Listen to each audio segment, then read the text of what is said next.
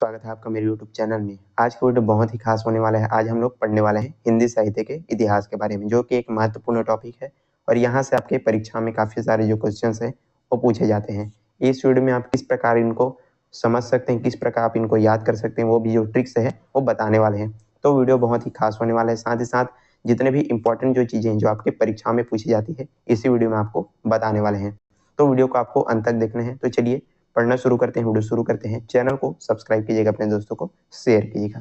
तो हिंदी साहित्य के इतिहास के अंतर्गत जो सबसे जो पहला काल जो आता है उसको कहा जाता है आदिकाल, या फिर इसी को कहते हैं वीर गाथा काल। अब इसके अंतर्गत आप जितने भी काल हैं उसके अंतर्गत आपको क्या क्या लिखनी होती है, प्रमुख जो रचनाएं हैं उनको लिखना होता है। साथ ही साथ उनकी जो विशेषताएं हैं, जो भी काल है उसकी जो विशेषताएं हैं, प्रमुख विशेषता, उनको लिखना होता है। तो चलिए वीर गाथा काल या फिर आदिकाल की प्रमुख रचनाएं हैं उनको देखते हैं। तो एक तरफ जो है कवि है और दूसरी तरफ उनकी जो है रचनाएं हैं। तो यहाँ पर पहला है चंद्रबर दाई, तो इनकी रचना है पृथ्वीराज रासो। दूसरा है दलपति विजय, तो इनका है खुमान रासो। तीसरा है जगनी, तो इनका है आल्हाखंड। और चौथा है अमीर खुसरो, तो ये है उनकी पहलियां। आप इनका जो है नोट्स बना सकते हैं ताकि आपको अच्छे से जो है सारी जो चीजें हैं समझ में आ सके, और थोड़ा आपको जो है मेहनत करना पड़ेगा इसको याद रखने के लिए। तो इस प्रकार आप इनकी जो है वीरगाथा काल की प्रमुख रचनाएं लिखेंगे। चलिए अब देखते हैं वीरगाथा काल की प्रमुख विशेषताएं। तो यहाँ पर पहली विशेषता है कि राजाओं की प्रशंसा की प्रधानता इस काल में हमको देखने को मिलती है। दूसरा, युद्धों का सजीव वर्णन। तीसरा है संकुचित राष्ट्रीयता। और चौथा है वीर और श्रृंगार रस की प्रधानता। चलिए अब इसको जो है समझते हैं। तो जो वीर गाथा काल की प्रमुख विशेषता, अब यहाँ पर जो है राजाओं की प्रशंसा की प्रधानता होती है। जितने भी कवि होते थे वे क्या करते थे, राजाओं की जो है प्रशंसा करते थे। मतलब जितने भी सब जो है उनके दरबार में रहते थे और राजाओं की जो प्रशंसा है वो जो है करते थे। तो इसी कारण यहाँ पर जो है राजाओं की जो प्रशंसा है उसकी प्रधानता हम देख सकते हैं। दूसरा है युद्धों का सजीव वर्णन। अब राजा है तो राजा क्या करेगा, युद्ध करेगा।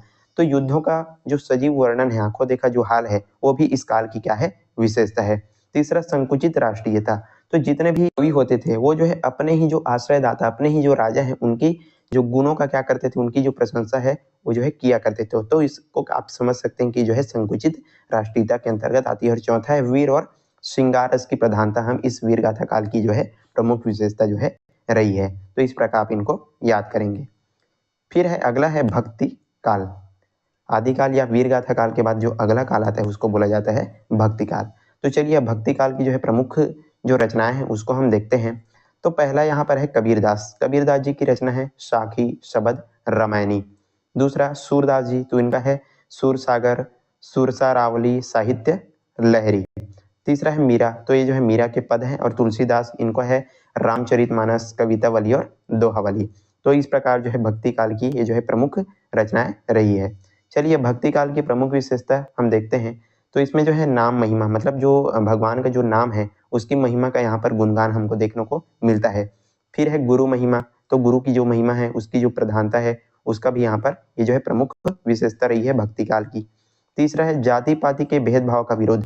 जो जात पात जो ऊंच नीच है उसका जो भेदभाव है उसका इसमें क्या किया गया है, विरोध किया गया है। ये भी जो है भक्ति काल की प्रमुख विशेषता रही है। और चौथा, इसमें आपको ब्रज और अवधि भाषा का जो प्रयोग है भक्ति काल के अंतर्गत वो आपको देखने को मिलता है। इस प्रकार आप इनका जो है विशेषता लिखेंगे, समझेंगे। ये जो है भक्ति काल के अंतर्गत आता है।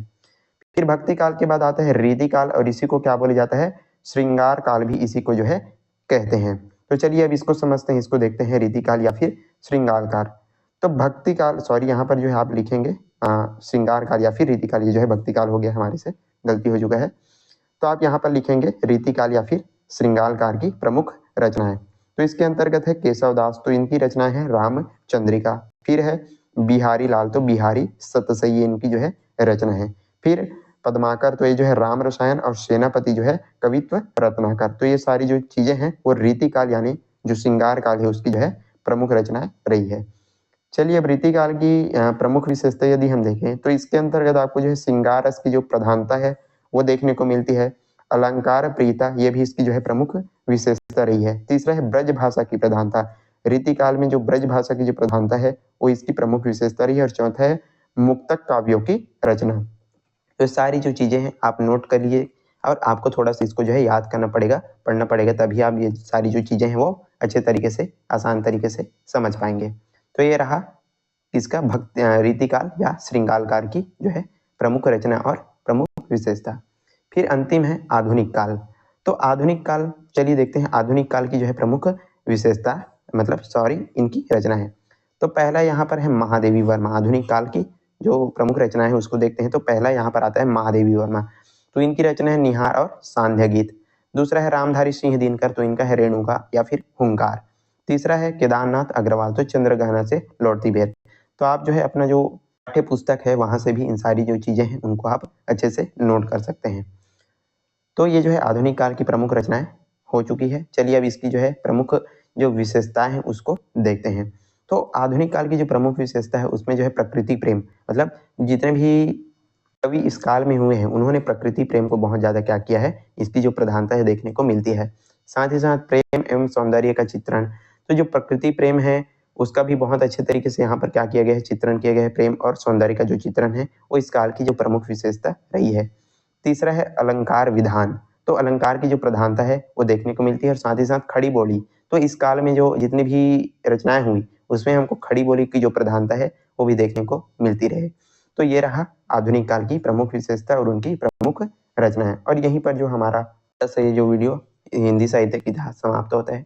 यदि वीडियो पसंद आए तो लाइक कीजिएगा, ज़्यादा से ज़्यादा आपको शेयर करने, और चैनल पर नए हैं तो जरूर सब्सक्राइब कर दीजिएगा। साथ ही साथ इसका जो है आप नोट्स बना करके इसकी जो है तैयारी आपको करनी है, तभी आप इसको अच्छे से समझ पाएंगे। आप इसको पढ़ते रहिएगा। तो चलिए आज के लिए बस इतना ही। मिलते हैं इसी प्रकार के न्यू वीडियोस के साथ। तब तक के लिए पढ़ते रहिएगा। धन्यवाद।